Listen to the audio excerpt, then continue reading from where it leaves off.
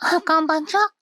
初心者や未経験者向けに弓道の説明をしている弓のつくの神の藤井の弓です。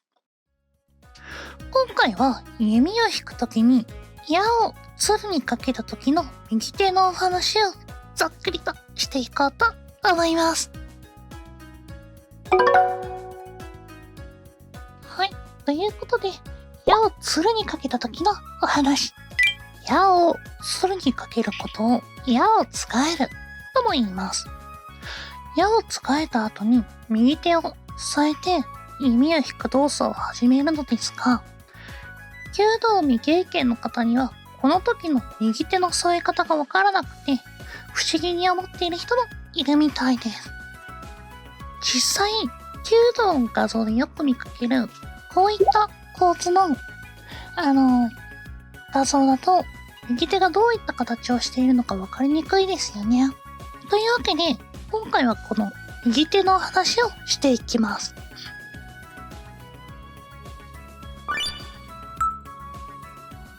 まず日本の弓道に限らず弓を引く時の右手の形は大きく分けて3つあります。ピンチ型射法、メディタレニアン型射法、モンゴリアン型射法。ざっくり説明すると、ピンチ型射法は原始的射法とも言われている引き方で、右手は鶴にかけた矢のはずをつばむような持ち方をします。中指や薬指を鶴にかける場合もあるようで、弓を狩猟に使う民族などでは現在も使用されているようです。メディタレニアン型射法は地中海型射法とも言われている引き方で、人差し指、中指、薬指を鶴に引っ掛けて引きます。この際に人差し指と中指の間に矢を挟むような形にします。アーチェリーなどはこの引き方に分類されます。モンゴリアン型射法、アジア系民族などが行う射法と言われていて、これが現代の日本の弓道が属する射法になります。親指を鶴にかけて、人差し指を鶴にかけた親指に添える形になります。この形を元にして、日本で発展したものが現代の弓の引き方になります。それでは細かく見ていきましょう。弓道はモンゴリアン型射法が元になっていますが、弓道ならではのものとして湯掛けがあります。現在多くの人が行っている湯掛けを使った右手の使い方を紹介していきます。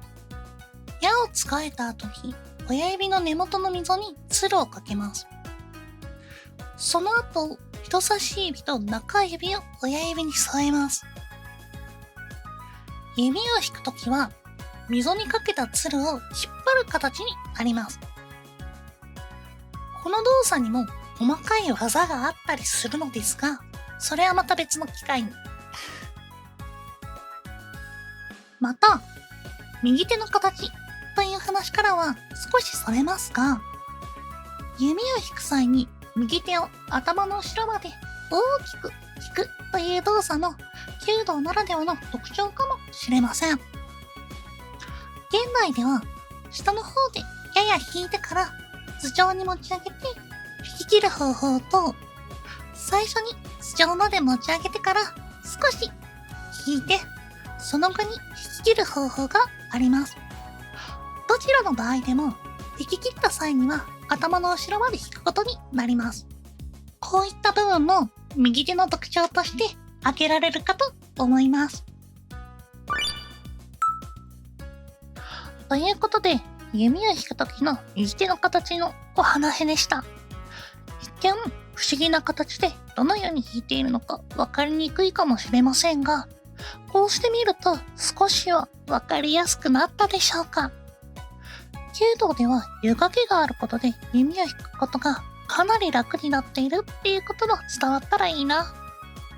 さて、今回の話はここまで。ではまた次の動画でお会いしましょう。バイバーイ。